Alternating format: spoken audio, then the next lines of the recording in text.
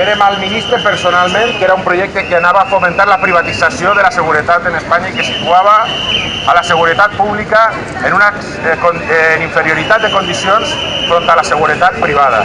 Digueren que contenia mesures que no podíem compartir des d'una òptica de defensa d'allò públic. El ministre va dir que no era cert, que no fomentava la seguretat privada i que això no era el camí que volia dur el govern. Però ara se trobem que quan la llei està en debat en el Senat, el propi Partit Popular vol introduir determinades esmenes perquè s'ha donat compte de que s'ha passat en la frenada i que li havia donat massa competències a la seguretat privada en la vigilància de determinades zones que no necessitaven una acotació clara.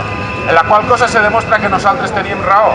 La llei no s'havia debatut suficientment i la llei imposava una privatització de bona part de la seguretat que per a nosaltres, per a l'esquerra, ha de ser una seguretat pública, perquè és l'única garantia de que la llei s'aplicarà amb igualtat de condicions per al conjunt de la població, que és la funció que han de tindre els cossos, forces de seguretat de l'Estat i la policia local.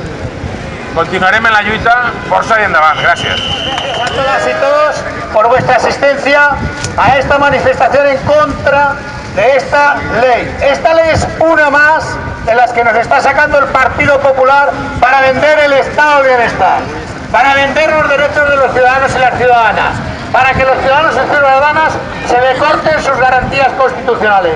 No podemos permitirlos y contra esta ley y contra cualquiera que atente contra nuestros derechos como ciudadanos, contra nuestros derechos como profesionales. Se nota que hemos tomado conciencia y que la cosa va en serio. Aunque aprueben esta ley, el conflicto está servido. No vamos a permitir que la seguridad privada cubra el espacio que nos corresponde a nosotros como profesionales, como funcionarios de carrera y en definitiva como servidores públicos.